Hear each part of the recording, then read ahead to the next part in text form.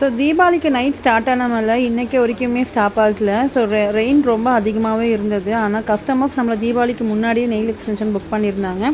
So அங்கே பார்த்திங்க அப்படின்னா 100 ரூபா ரெயின் கோட் விற்றுருந்தாங்க. நாங்கள் எல்லாருமே வாங்கியிருந்தோங்க. ஆல்மோஸ்ட் தருமபுரி ஃபுல்லாமே அந்த ரெயின் கோட்டில் தான் எல்லாருமே இருந்தாங்க. பார்க்க ரொம்ப காமெடியாக இருந்தது. ஸோ மழை கொஞ்சம் கூட ஸ்டாப் ஆகிற மாதிரி தெரியல. நாங்களும் லக்கிமெட்டிக்கு கிளம்பிட்டேங்க. 10 நிமிஷத்தில் போகிற லக்கிமெட்டிக்கு நாங்கள் வந்து கிட்டத்தட்ட 1/2 அன் ஹவருக்கு மேலே ட்ராவல் பண்ணுங்க. அவ்வளோ மழை. நாங்களும் கஸ்டமர் வீட்டு ரீச் ஆனோடனே கஸ்டமருக்கு என்ன நீடுன்னு கேட்டு தெரிஞ்சுக்கிட்டு நாங்கள் அதுக்கு தகுந்த மாதிரி நாங்கள் எல்லாமே ப்ரிப்பேர் பண்ணிட்டோங்க.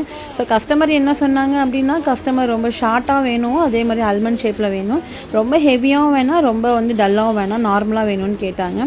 ஸோ நாங்கள் என்ன சூஸ் பண்ணாங்க அப்படின்னா, நெயிலுக்கு ஃபுல்லாமே ஒரு மாதிரி பேபி பிங்க்கும் ப்ளஸ் சாரி வந்து பார்த்திங்க அப்படின்னா காப்பர்னாலும் காப்பரும் யூஸ் பண்ணிக்கிட்டேங்க.